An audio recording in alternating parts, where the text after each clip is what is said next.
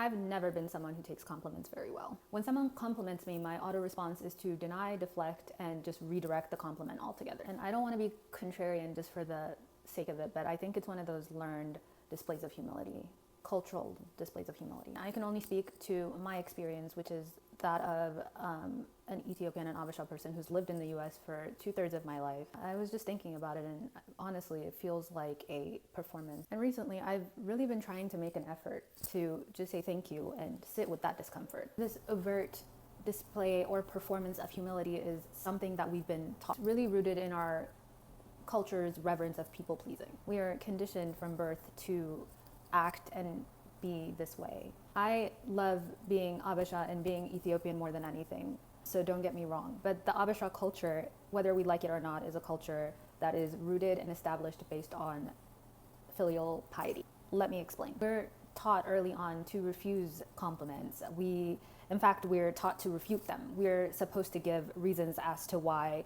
the opposite is true, reasons as to why you're not deserving of the compliment. Someone tells you that you look good today, your first instinct might be to tell them all the reasons why you think you don't. When someone compliments your outfit or your hair, you're supposed to give them reasons as to why, oh, it's not new, it's old, this thing that you've had forever, or your hair, oh no, it doesn't look good, it's like that whole thing. You've maybe hit a really huge milestone or reached a goal that you've been working towards for years of your life. Someone takes the time and care to congratulate you, but your first instinct may be to start listing the encyclopedic length of things that you've yet to achieve. Like, wow, you've done this really big thing, but you don't take that, you don't say thank you. No. I was just thinking about why we do that.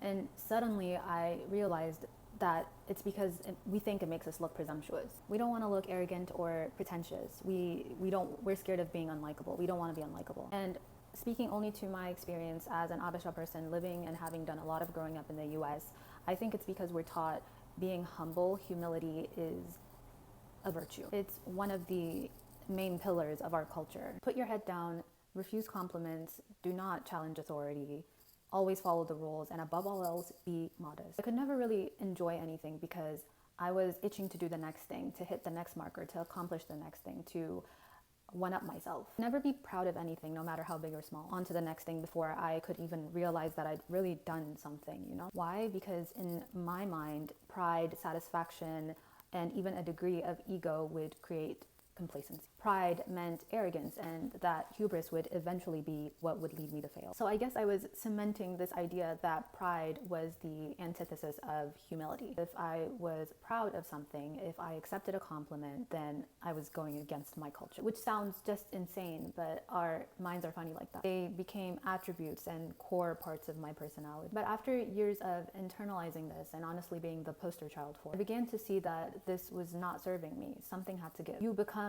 desensitized to all sense of self-fulfillment and self-contentment, and honestly, that's just no way to live. You could get a million compliments, you can achieve anything you set out to do, but it won't mean anything. There will always be this sense of hollowness if you're just constantly moving on to the next thing without acknowledging what you've just done. I'm not saying this because I'm 100% reformed. I'm saying this to keep myself accountable. I still struggle with this all the time. That's a struggle for me to not say, oh no, Wayne, or Idalom, something to that effect. But I'm really making an effort, and I think that matters. It's really important that we do the work and we rewrite these stories that we've been telling ourselves. We can really rewire our brain. Neuroplasticity is a thing after all. If you're anything like me, next time someone gives you a compliment, challenge yourself.